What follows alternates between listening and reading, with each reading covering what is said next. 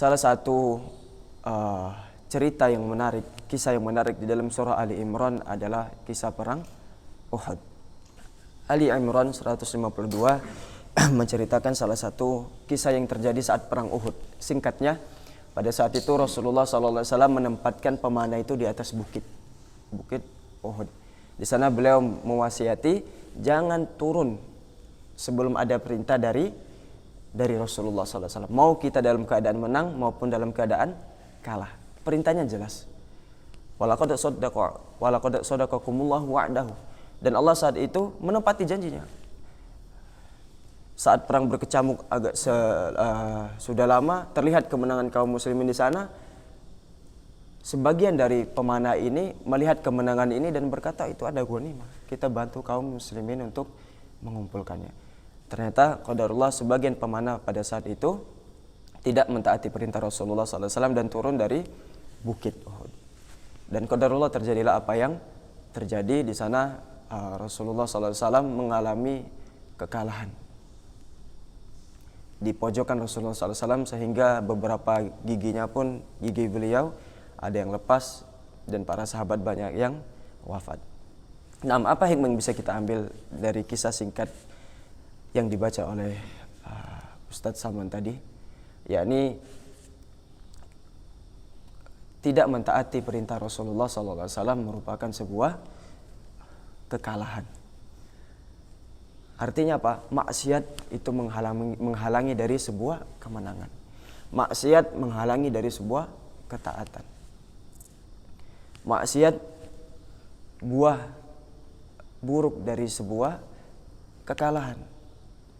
Nah, kita yang sudah menghafal Al-Quran di sini, jangan sesekali hiasi hari kita dengan kemaksiatan. Pasti di sana antum akan susah dalam menghafal dan lain sebagainya. Sebagaimana kisah perang Uhud ini.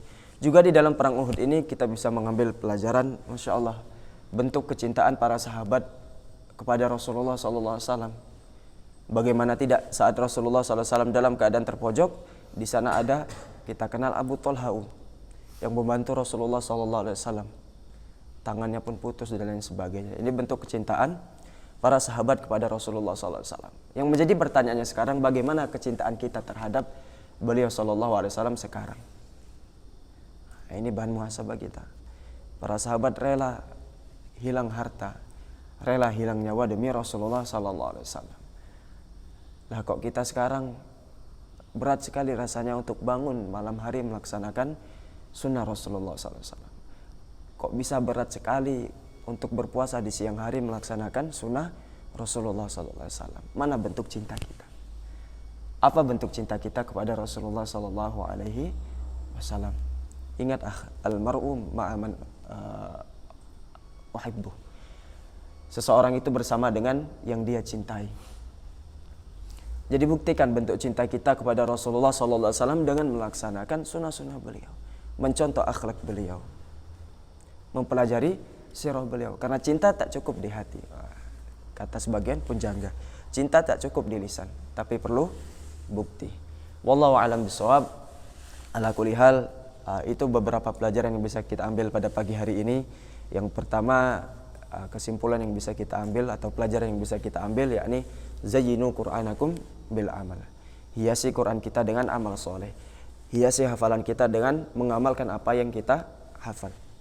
Yang kedua, di sana kita bisa mengambil pelajaran dari kisah dua wanita hebat yang Allah abadikan dalam surah Ali Imran, tentang ketulusan niat kepada Allah, tentang kesabaran dalam menghadapi ujian yang Allah berikan.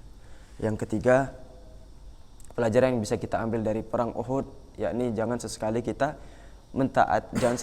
memaksiati, melanggar perintah Rasulullah SAW, dan buktikan cinta kita kepada Rasulullah SAW dengan menjalankan sunnah-sunnah yang beliau tinggalkan, mengikuti akhlak yang beliau ajarkan, dan senantiasa mempelajari sirah dan bersalawat kepada beliau SAW. Karena kita sekarang tidak bisa mengorbankan harta dan nyawa kita sebagaimana Abu Talha dan para sahabat saat perang Uhud. Yang bisa kita lakukan ya tadi, cara mencintai beliau dengan apa-apa yang telah kita sebutkan.